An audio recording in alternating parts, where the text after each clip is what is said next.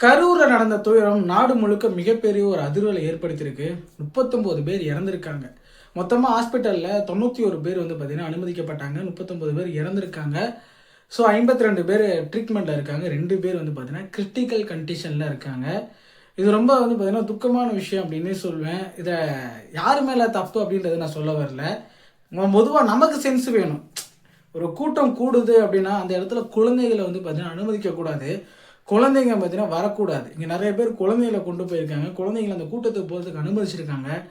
இதுதான் இவ்வளோ பெரிய அசம்பாவிதம் நடந்துறதுக்கு முக்கிய காரணம்னு நினைக்கிறேன். ஏன்னா நமக்கு முதல்ல அந்த சென்ஸ் இருக்கணும். இவ்வளோ பெரிய கூட்டம் கூடுன்றதப்ப. ரெண்டாவது விஷயம் எனக்கு என்ன தோணுது அப்படின்னா, 8:15 மீட்டிங்ன்றப்ப விஜய் அவர்கள் கரெக்ட் டைமுக்கு அந்த இடத்துல வந்திருக்கணும். இல்லை ஒரு அரை மணி நேரம் டிஃப்ரெண்ட் ஆச்சு இருந்திருக்கணும்.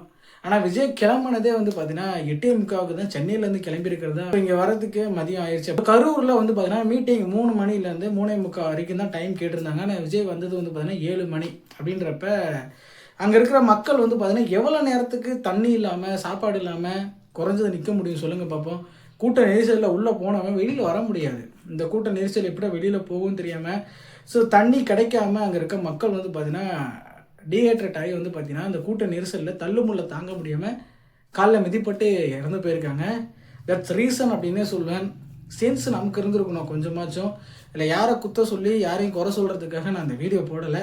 நாம் பண்ணுற தப்பு தான் இந்த இழப்புக்கு மிகப்பெரிய ஒரு காரணம் அப்படின்னே சொல்வேன். ஸோ இதை பற்றி என்ன நினைக்கிறீங்க அப்படின்றத மறக்காமல் கமெண்ட் சேனலை சப்ஸ்கிரைப் பண்ணி வச்சுருங்க. அப்போ தான் நான் போகிற மாதிரி இன்ட்ரெஸ்டான பாலிடிக்ஸ் நியூஸ் உங்களுக்கு உடனே கூட சேர்ந்துட்ருக்கும்.